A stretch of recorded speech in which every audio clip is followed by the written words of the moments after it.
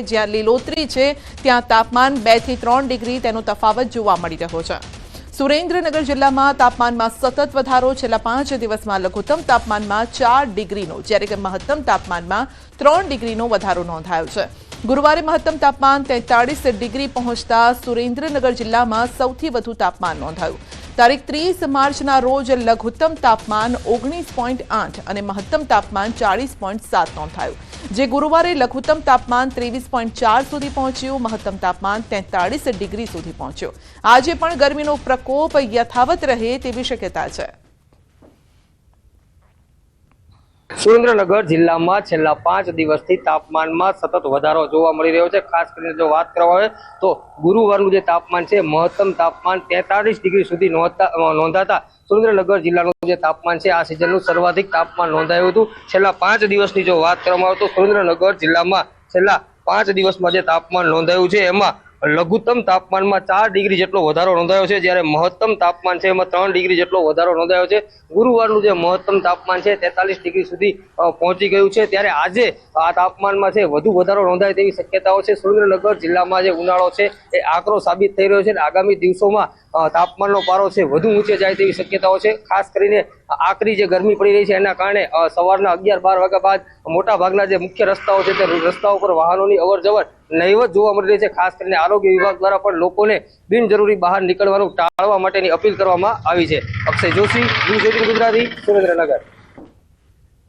તો કચ્છવાસીઓ ખૂબ જ સાવધાન રહેજો। કચ્છમાં 8 એપ્રિલ સુધી ગરમીનું ઓરેન્જ એલર્ટ છે। આજે પણ કચ્છમાં ગરમીનું ઓરેન્જ એલર્ટ। આકાશી અગનવર્ષા, બપોર પડતા કર્ફ્યુ જેવો માહોલ સર્જાઈ જાય છે। હવામાન વિભાગે જે પ્રમાણે હીટવેવની આગાહી કરી હતી તે જ પ્રમાણે કચ્છમાં છે તે આકરો તાપ વર્તાઈ રહ્યો છે। ગઈકાલની જો વાત કરવામાં આવે તો ગઈકાલનું તાપમાન 42.8 ડિગ્રીએ કચ્છનું પહોંચ્યું હતું, જે રાજ્યનું સૌથી ગરમ મથક ભુજ છે તે નોંધાયું હતું। એટલે ચોક્કસથી જે પ્રમાણે હવામાન વિભાગે 8 એપ્રિલ સુધી છે તે હીટવેવની આગાહી કરી છે, ત્યારે કચ્છમાં છે તે આકરો તાપ છે તે વર્તાઈ રહ્યો છે। લોકો છે તે ગરમીથી ત્રાહિમામ છે તે પોકારી ઉઠ્યા છે। બીજી બાજુ જો વાત કરી તો જાણકારોનું માનવું છે કે બિનજરૂરી છે તે બપોરના સમયે બહાર ન નીકળવું જોઈએ। વધુ પડતું છે તે ઠંડા પીણાનો ઉપયોગ કરવો જોઈએ, જેથી કરીને જે શરીર માટે છે તે જે આકરો તાપ લાગે છે તેનાથી લોકોને છે તે રાહત મળી શકે। એટલે ચોક્કસથી હજુ પણ 8 એપ્રિલ સુધી છે તે હવામાન વિભાગે જે પ્રમાણે આગાહી કરી છે ત્યારે કચ્છવાસીઓને છે તે આકરા તાપનો સામનો કરવો પડશે। મેહુલ સોલંકી, ન્યૂઝ 18 ગુજરાતી, કચ્છ। રાજ્યમાં કાળઝાળ ગરમીની અસર દેખાવા લાગી છે। ગરમીના કારણે કમળો, ઝાડા ઉલટીના કેસમાં વધારો થયો છે। અમદાવાદની અસારવા સિવિલમાં દર્દીઓનો ધસારો જોવા મળી રહ્યો છે। દર્દીઓની સેવા માટે વિશેષ વ્યવસ્થા કરવામાં આવી છે। હરતી ફરતી રિક્ષામાં પાણીની પરબ ચલાવવામાં આવી રહી છે, અને ત્યારે હીટવેવની આગાહી વચ્ચે શરીરની સંભાળ લેવી પણ જરૂરી છે। કોઈપણ જાતના અનયુઝ્યુઅલ સિમ્ટમ્સ જેવા કે આપણને ચક્કર આવવા, વીકનેસ લાગવી, ખૂબ પરસેવો થયો અથવા હાઈ ગ્રેડ ફીવર, એટલે ઘણીવાર એવું કહીએ ને કે 105 જેટલો ફીવર થઈ જતો હોય જો હીટવેવની અસરમાં આપણે હોઈએ તો, એટલે તાવ આવે, ઝાડા ઉલટી થઈ જાય, અચાનક કોઈ કારણ વગર ઝાડા ઉલટી થાય, તો આવા બધા કિસ્સાઓની અંદર એ ગરમીની અસર હોઈ શકે। એટલે આપણે એવા સમયે આસપાસના ડૉક્ટરને કન્સલ્ટ કરી અને ટ્રીટમેન્ટ ચાલુ કરશું તો એમાં ઇમિડિયેટલી રાહત મળી જશે।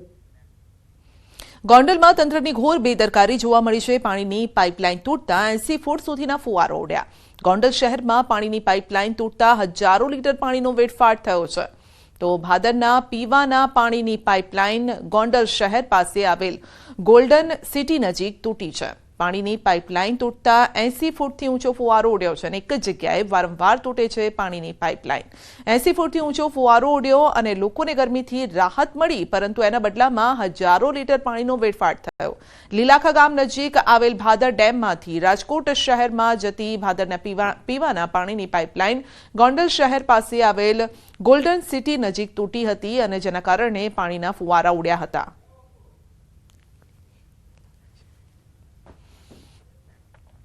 ખેડામાં ભૂમાફિયાઓએ તો હદ પાર કરી છે। નદીનું વહેણ રોકી બનાવી દીધો ગેરકાયદેસર બ્રિજ। ખેડામાં ભૂમાફિયાઓ બન્યા છે બેફામ। રઢુ ગામમાં નદી પરના બ્રિજના એક્સક્લુઝિવ આ દ્રશ્યો છે। વાત્રક નદીનું વહેણ રોકીને ગેરકાયદેસર બ્રિજ બનાવ્યો છે। નદીનું વહેણ રોકી બ્રિજ બનાવી ગેરકાયદેસર ખનન, નદી પર ગેરકાયદેસર બ્રિજ બનાવી માટીની ચોરી કરી છે। ભૂમાફિયાઓ બેફામ બન્યા છે અને તંત્રની કામગીરી સામે સવાલ ઉઠ્યા છે। તો હજારો મેટ્રિક ટન માટીનું ખનન કર્યા બાદ તંત્રને બ્રિજની જાણ થઈ. ખાણ ખનીજ વિભાગને જાણ હતી કે નહીં તે પણ સવાલ છે. બ્રિજની જાણ માતર મામલતદારને તથા રાતોરાત બ્રિજને કલેક્ટરની સૂચનાથી તોડી પડાયો છે. તો ગેરકાયદેસર ખનન મુદ્દે રઢુ ગામના સરપંચનું નિવેદન છે. રઢુ ગામમાં ચારે તરફ ગેરકાયદેસર ખનન ચાલે છે. અગાઉ અધિકારીઓ આવ્યા હતા તપાસમાં. 2 વખત નાનો સરખો દંડ પણ ફટકાર્યો.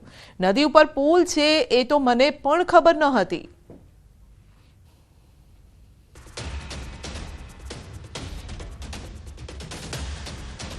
પરંતુ જે ગામ વચ્ચે ટ્રેક્ટરો કે ડમ્પરો નીકળતા હતા એની મારી રજૂઆત હતી કે ગામ લોકોને ખલેલ બહુ થતી હતી અને રસ્તા સારા થાય એટલે શું કે ટ્રેક્ટરોવાળા કોઈ છોકરા સ્કૂલ આગળ નીકળે પણ ડમ્પરો નીકળે એની રજૂઆત મેં તાલુકા સ્વાગતમાં પ્રાંત સાહેબને કરી હતી કે સાહેબ આનું થોડી એક્શન લો તમે. 100% એ તો મામલતદારોને 2-3 વખત આવ્યા, એમણે રેડ કરી, એમને દંડ કર્યા બધું, છતાંય આ વસ્તુ ચાલુ જ રહેશે. ખનીજવાળા પણ આવે છે પણ એમનું જે ફોનનું નેટવર્ક છે કે ખનીજવાળાની ગાડી ત્યાંથી માત્ર નડિયાદથી નીકળે એટલે અહીં આગળ તરત ખબર પડી જાય કે ચલો ભાઈ નીકળી જજો, ગાડી નીકળી જશે, ગાડી આ બાજુ નીકળી, ગાડી આ બાજુ નીકળી, ગાડી આ બાજુ નીકળી. હું ખુદ પોતે સાંભળું છું. અહીં 10 મિનિટ બધું પૂરું થઈ જાય. રાતે મેં જાણ્યું તો 20-25 દિવસથી આપ એવું કેટલા ગ્રામજનો અંદર ખનન કહે છે કે 2 મહિના પહેલા બ્રિજ બન્યો. ના એ ખોટી વાત છે, એ વાત ખોટી છે. તો મને તો ખબર બાજુમાં પણ બ્રિજ બનતો હોય એવું લાગી રહ્યું છે સાઈડમાં. ના એ સાઈડમાં કોઈ બીજી વાત જ નહીં. મેં તો પહેલી વાર જ બ્રિજ જોયો. મને સાહેબનો ફોન આવ્યો એટલે હું રાત્રે જોયો અને મેં તો પહેલી વાર જ જોયો કે આવડો મોટો હમણાં બ્રિજ બનાવ્યો. ખેડા જિલ્લામાં ખનન માફિયાઓ બેભાન બન્યા છે અને ખાણ ખનીજ વિભાગની જાણ છતાં ગેરકાયદેસર બ્રિજો બનાવી ખનન કરતા હોવાની વાતો સામે આવી રહી છે. જે પ્રકારે તમે ડ્રોન વિડીયો અંદર નિહાળ્યો તે પ્રકારે આ જે બ્રિજ છે તે અહીં આગળ ખેડા જિલ્લાનું રઢુ ગામ ને રઢુ ગામની વાત્રક નદીની અંદર આ નદી ઉપર અહીં આગળ ગેરકાયદેસર એક બ્રિજ બનાવવામાં આવ્યો હતો અને આ બ્રિજ બનાવી જે સામે તમે જોઈ શકો છો કે તે પ્રકારે ત્યાં જે સામે જે ખાડો છે તે ખનન માફિયાઓ દ્વારા બેફામ રીતે ખનન કરવામાં આવતું હતું અને રેતીની ચોરી કરવામાં આવતી હતી. જો કે મહત્વની વાત કરવામાં આવે તો સમગ્ર બાબતની જાણ ગામના સરપંચ દ્વારા સ્વાગત કાર્યક્રમમાં કરવામાં આવી હતી અને સ્વાગત કાર્યક્રમમાં જાણ કર્યા બાદ ખાણ ખનીજ વિભાગ દ્વારા પણ કોઈ કાર્યવાહી ન કરાતા અંતે કલેક્ટરના સૂચનથી મામલતદાર દ્વારા બ્રિજ છે તે તોડી પાડવામાં આવ્યો છે. જે પ્રકારે તમે જોઈ શકો તે પ્રકારે જે નદી છે તેનું વહેણ રોકી આગળ મોટા નળ નાખી અને આખો ગેરકાયદેસર એક બ્રિજ બનાવ્યો હતો અને બ્રિજ બનાવી બેફામ રીતે ખનન કરતા હતા. પરંતુ સવાલ એ ઉભા થાય છે કે ખાણ ખનીજ વિભાગને જાણ હતી તેમ છતાં કાર્યવાહી કેમ નથી? શું ખાણ ખનીજ વિભાગની રહેમ હેઠળ આ બ્રિજ અહીં આગળ બનાવી ખનન ચાલતું હતું? એટલે કહી શકાય કે આ પ્રકારનું ખનન વારંવાર થતું હોય છે. આગળ પણ એક બ્રિજ બનાવવામાં આવ્યો હતો, તે બ્રિજ પણ ત્યાં આગળ પણ અલગ વ્યક્તિ દ્વારા પણ આ ખનન કરવામાં હતું. પરંતુ સમગ્ર બાબતે તપાસનો વિષય ઉભો થયો છે કે ખાણ ખનીજ વિભાગના મામલતદારે બ્રિજ તો તોડી પાડ્યો પરંતુ જે ખનન કરનાર હતું તે કોણ હતું, આ ખનન કોણ કરતું હતું અને તેની સામે કેમ કોઈ પ્રકારની કાર્યવાહી નથી કરવામાં આવી? તેવા સવાલ ઉભા થઈ રહ્યા છે. ઉમંગ પટેલ, ન્યૂઝ 18 ગુજરાતી, રઢુ, ખેડા. બુલેટિનમાં આગળ વધીશું નાનકડા બ્રેક બાદ.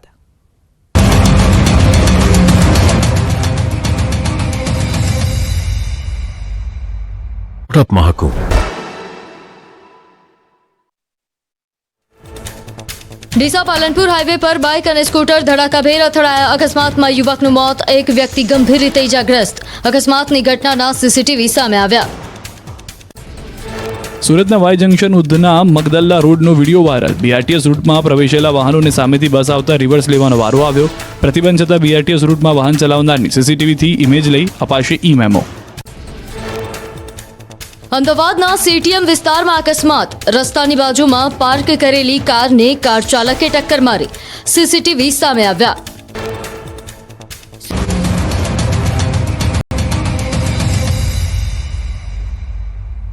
ગીર સોમનાથમાં દબાણ હટાવવાની કામગીરી સામે વિરોધ થતા હાલના તબક્કે ડિમોલિશન કાર્ય અટકાવાયું છે. પ્રભાસ પાટણ સોમનાથમાં દબાણ હટાવવા આવેલા સ્ટાફનો સ્થાનિક શ્રમજીવી લોકોએ વિરોધ કર્યો. ગુડલેક સર્કલ નજીક ગેરકાયદેસર જમીન પર દબાણ હટાવવા ગયેલા અધિકારીઓ સામે મહિલાઓ અને શ્રમજીવી પરિવારો રસ્તા પર ઉતરી આવ્યા. લોકોના આકરા વિરોધના કારણે તંત્રએ હાલના તબક્કે ડિમોલિશન અટકાવ્યું છે. તો વિરોધના પગલે ધારાસભ્ય વિમલ ચુડાસમા અને અન્ય 10 લોકોની પોલીસે અટકાયત કરી. દબાણ હટાવવા મામલે વિરોધને લઈને પોલીસે અટકાયત કરી છે. તંત્ર દ્વારા દબાણ હટાવવા જતા સ્થાનિક લોકોએ વિરોધ કર્યો, જેમાં વિમલ ચુડાસમા પણ જોડાયા અને પોલીસ દ્વારા અટકાયત કરાઈ.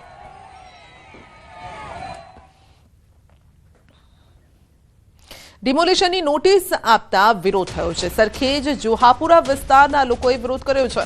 15 વર્ષથી અહીં રહે છે લોકો. મકાન તોડશે તો ક્યાં રહીશું તેવું રહીશોનું કહેવું છે. બાળકોની પરીક્ષા ચાલે છે તો ક્યાં જઈશું? લોકોએ કોર્પોરેશન કચેરીએ વિરોધ નોંધાવ્યો છે. મોટી સંખ્યામાં મહિલાઓ ત્યાં પહોંચી હતી, બાળકો પણ લઈને પહોંચી હતી અને તેઓએ વિરોધ નોંધાવ્યો છે કે જો ડિમોલિશન કરવામાં આવ્યું તો તેઓ ઘરથી બહાર નીકળી જશે અને ક્યાં જશે. બે દ્રશ્યો છે ગીર સોમનાથ અને અમદાવાદના. તો અમદાવાદમાં પ્લેકાર્ડ સાથે કોર્પોરેશન પહોંચી હતી મહિલાઓ અને તેઓએ કહ્યું હતું કે અમે ઘર વગરના થઈ જઈશું. બીજી તરફ ગીર સોમનાથમાં છાજિયા લીધા હતા મહિલાઓએ, રસ્તા પર બેસી અને વિરોધ નોંધાવ્યો હતો. સુરત શહેરમાં ગેરકાયદેસર બાંધકામો સામે તંત્રએ કાર્યવાહી કરી છે. અસામાજિક તત્વોના ગેરકાયદેસર બાંધકામ તોડી પાડવામાં આવ્યા છે. સચિન જીઆઈડીસીમાં જીવન ભરવાડના ગેરકાયદેસર બાંધકામ પર બુલડોઝર ફરી વળ્યું. જીવન ભરવાડે સરકારી મિલકત પર ગેરકાયદેસર રીતે 150થી વધુ મકાનો બનાવી દીધા હતા. પોલીસે તમામ મકાનો ખાલી કરાવી બુલડોઝર ફેરવી કાર્યવાહી કરી છે. જીવન ભરવાડ સામે મારામારી સહિતના 4 ગંભીર ગુનાઓ પણ દાખલ છે. કે જે અસામાજિક તત્વો હોય અને જે સરકારી જગ્યા ઉપર પોતાનો ગેરકાયદેસર કબજો રાખી વસવાટ કરતા હોય અથવા તો કોઈ પણ રીતે ભાડું ઉઘરાવતા હોય તો તેનું ડિમોલેશનની કાર્યવાહી કરવાની સૂચના હોય. જે અનુસંધાને આ જીવન મેપા ભરવાડ છે એને આ વિસ્તારમાં સરકારી ખાડી ઉપર 149 જેટલી ઓરડીઓ અને 6 જેટલી દુકાનોનું ગેરકાયદેસર બાંધકામ કરેલું હતું. તો એસએમસીના સંકલનમાં રહી અને આ જે અસામાજિક તત્વ છે તેનું ગેરકાયદેસરનું બાંધકામ દૂર કરવાની કાર્યવાહી થઈ રહી છે.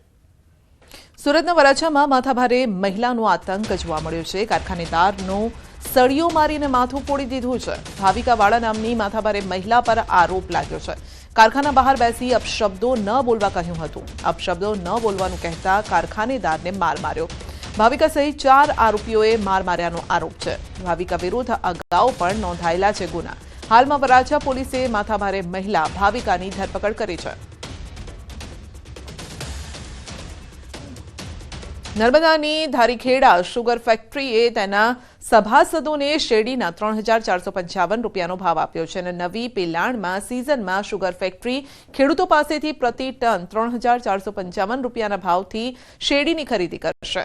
રાજ્યમાં બારડોલી અને કામરેજ બાદ ધારીખેડાના ભાવ સૌથી વધારે છે. નર્મદા શુગર ફેક્ટરી દ્વારા તાજેતરમાં નવા પિલાણની સિઝન માટે શેરડીના ભાવ પાડવામાં આવ્યા છે, જે 1 ટનના ભાવ 3,455 રૂપિયા પડ્યા છે. આ ભાવ રાજ્યમાં આવેલી શુગર ફેક્ટરીઓમાં ત્રીજા ક્રમે આવે છે. બારડોલી શુગરે 3,502 રૂપિયા ભાવ પાડ્યા, જ્યારે કે કામરેજ શુગરે 3,481 ભાવ પાડ્યા છે. નર્મદા શુગરે 3,455 રૂપિયા. તો નર્મદા શુગરના સંચાલકો દ્વારા સારા ભાવ પાડવામાં આવતા ખેડૂતોમાં ખુશી છે. કેટલાક ખેડૂતો તો ભાવ જાહેર થતા શુગર ફેક્ટરી ખાતે ફૂલહાર લઈને ચેરમેન ઘનશ્યામ પટેલ અને એમડી નરેન્દ્ર પટેલ તેમની ટીમને બોર્ડ ઓફ ડિરેક્ટરને શુભેચ્છા આપવા માટે પહોંચ્યા. ગુજરાત રાજ્યની શુગર ફેક્ટરીઓની વાત કરીએ તો હજુ ગણદેવી, પંડવાઈ, મરોલી, વડોદરા, વલસાડ, કાંઠા, કપોર શુગર ફેક્ટરીઓના ભાવો જાહેર કરવામાં આવ્યા નથી. પરંતુ ગત વર્ષ કરતાં પણ નર્મદા શુગર દ્વારા ભાવ ઊંચો પડતા ભરૂચ નર્મદાના ખેડૂતોમાં ખુશી છે. નર્મદા જિલ્લામાં ઉદ્યોગ ધંધા બિલકુલ નથી અને ખેડૂતોનો મુખ્ય આધાર ખેતી પર છે અને ચાલુ સાલે જે બજાર જે પડ્યા છે અમારા તેનાથી લોકોને સંતોષ છે અને આનંદની લાગણી વ્યક્ત કરીએ છીએ. 3255 રૂપિયા ભાવ પડ્યો છે અને અમારું પૂરું કટિંગ પૂરું થઈ ગયું છે અને ગુજરાતમાં ત્રીજા નંબરના ભાવ પડ્યા છે. 3415 રૂપિયા ખેડૂતના હાથમાં જશે. 40 રૂપિયાની કપાત છે અને 770 રૂપિયા શેરડી કાપણી વાહતુકના છે. આમ મળીને ખૂબ સરસ ભાવ પાડવાનો પ્રયત્ન કર્યો છે. આ ભાવ મારા સભાસદો જે અનુશાસનમાં રહે છે તેના લીધે છે અને કર્મચારીઓ પણ ખૂબ સારી મહેનત કરે છે. પરિણામે આ ગુજરાતમાં સારા ભાવ આપવાનો પ્રયત્ન કર્યો છે. સુરતમાં વધુ એક વિદ્યાર્થીનીના રહસ્યમય મોતથી ચકચાર મચી ગઈ છે. ઉમરપાડાની ગોવત ગામની વિદ્યાર્થીનીનું મોત થયું છે. માથાનો દુખાવો થયા બાદ દવા પીને સૂઈ ગઈ અને જે બાદ વિદ્યાર્થીની ઉઠી જ નહીં. આદર્શ નિવાસી શાળામાં રહીને અભ્યાસ કરતી હતી. 14 વર્ષીય યશ્વીના મોતથી અરેરાટી ફેલાઈ ગઈ છે અને ગૃહમાતા દ્વારા પરિવારને જાણ કરવામાં આવી, જે બાદ વધુ સારવાર અર્થે બારડોલી બાદ સુરત સિવિલ હોસ્પિટલમાં ખસેડાઈ. પરિવારે તપાસ કરતા દીકરીના શરીર પરથી શંકાસ્પદ નિશાનો મળી આવ્યા અને તેથી પરિવારે દીકરીના મોતની આશંકા વ્યક્ત કરી છે. ડોક્ટરને ત્યાં બારડોલી પૂછતા એમના અભિપ્રાય પ્રમાણે અને લ્યુકોમિયાની અસર હતી બ્લડ કોટિંગના કારણે ચકામાની અસર છે એવું કીધેલું, પણ તેમ છતાં આપણે જે છે એ પીએમ રિપોર્ટ આધારે ચોક્કસથી આગળની તપાસ કરી લઈશું. સુરત જિલ્લાના ઉમરપાડાના ગોવદ ગામની એક 14 વર્ષીય કિશોરીનું મોત થતાં પરિવાર દ્વારા બાળકીની હત્યાના આક્ષેપો કરવામાં આવ્યો છે. ખાસ કરીને ધોરણ 9માં ભણતી આ બાળકીનો મૃતદેહ સુરત પીએમ માટે આવ્યો છે, ત્યારે તેના પરિવારોએ આક્ષેપ કર્યો. પરિવારના સભ્યો આપણી સાથે સીધા વાત કરીશું. આપનું નામ? મણિલાલ વસાવા બોલું છું. શું ઘટના બની છે? ઘટના એવી બની કે છોકરીને અમને 4-4:30 વાગે હોસ્ટેલમાંથી ફોન આવે છે, તમારી છોકરી બીમાર છે એમ કરીને. અમે 4-4:30 વાગે જઈએ છીએ તો બેભાન હાલતમાં જોવા મળે છે. ત્યાંથી અમને કોઈ જવાબ નહીં આપ્યો. અમે અમારી રીતે હોસ્પિટલમાં લઈ જઈએ છીએ અને હોસ્પિટલમાં છોકરીનું મોત નીપજે છે. શું કહેવા માંગો છો? સુરત ડેડ બોડી લઈને આવ્યા છો. અમને અમારી ન્યાય જોઈએ, અમારી છોકરીને, અમારા પરિવારને સચોટ ન્યાય જોઈએ. શું લાગે છે છોકરીના શરીર પર જે રીતે નિશાનો મળી આવ્યા? અમને લાગે છે કે છોકરીને ખૂબ ટોર્ચર કરવામાં આવી છે, માર મારવામાં આવ્યો છે. બિલકુલ. અન્ય સભ્ય છે, આપણે સીધા એમની સાથે વારી. આપનું નામ, સમગ્ર ઘટનાને લઈને શું કહેશું? મારું નામ નીરજભાઈ મુરજીભાઈ વછવા છે. જે મરનાર છે એમના હું મામા છું. છોકરી એક દિવસ પહેલાં બીમાર હતી, પણ અમને એવું સ્કૂલ તરફથી કંઈ પ્રિન્સિપાલ તરફથી કે કંઈ વોર્ડન તરફથી અમને કંઈ કહેવામાં આવ્યું નથી. પણ જ્યારે એમનું તબિયત બગડી ત્યારે અમને 4-4:30 વાગ્યાના ટાઈમે અમારા પર ફોન આવ્યો. તો અમે જ્યારે સ્કૂલ પર ગયા તો અમારી છોકરી અમને બેભાન અવસ્થામાં જોવા મળી હતી. પણ તંત્રનું બેદરકારીના લીધે એમને 108ને બી નહીં ફોન કર્યો ને કશું નહીં. અમારા હિસાબે બાઇક પર લઈને અમે સરકારી દવાખાને ગયા, ત્યાંથી એમનું મોત નીપજ્યું. તો એમનું કારણ અમને સમજાતું નહોતું. એમના શરીર પર કાળા દાગ છે, હાથ પર છે, પગ પર છે, પછાડી પેટ પછાડી બી છે. ને પહેલાં બી છોકરી કહેતી હતી હોળી પર રજા પર આવી તો એમનું કહેવાનું હતું કે મારે 10મા ધોરણમાં હોસ્ટેલ પર રહેવાનું નહીં, ત્યાં ટોર્ચર બહુ કરતા છે.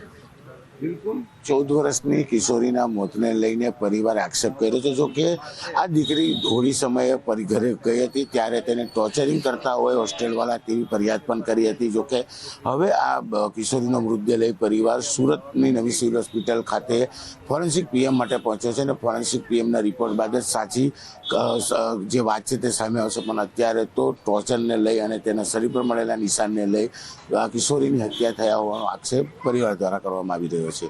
કેમેરામેન જીગર ગૂગલ સાથે કીર્તેશ પટેલ, ન્યૂઝ 18 ગુજરાતી, સુરત. કાયદેસર કાર્બોસેલના કુવાની યાદી જાહેર કરી છે. જામવાડી ગામની સીમમાં 152 અને ભડોલા વિસ્તારમાં 19 સહિત કુલ 171 ગેરકાયદેસર કાર્બોસેલના કુવાની યાદી જાહેર કરાઈ. સર્વે નંબર અને કબજેદારના નામ સહિતની વિગતો જાહેર કરતા ભૂમાફિયાઓમાં ફફડાટ છે. અંદાજે 123 કરોડની કિંમતના કાર્બોસેલનું ગેરકાયદેસર ખનન થયું હોવાનું સામે આવ્યું. ચોટીલા પ્રાંત અધિકારીએ થાન તાલુકામાં થોડા દિવસો પહેલા કરેલ ગેરકાયદેસર ખનીજ ચોરી ઝડપી પાડી હતી. ટ્રોલી, કાર્બોસેલ, ટ્રેક્ટર, ડીઝલ મશીન સહિત 3.25 કરોડનો મુદ્દામાલ જપ્ત કર્યો. તમામ ગેરકાયદેસર કાર્બોસેલના માલિકો સામે કાયદેસરની કાર્યવાહી હાથ ધરાઈ છે.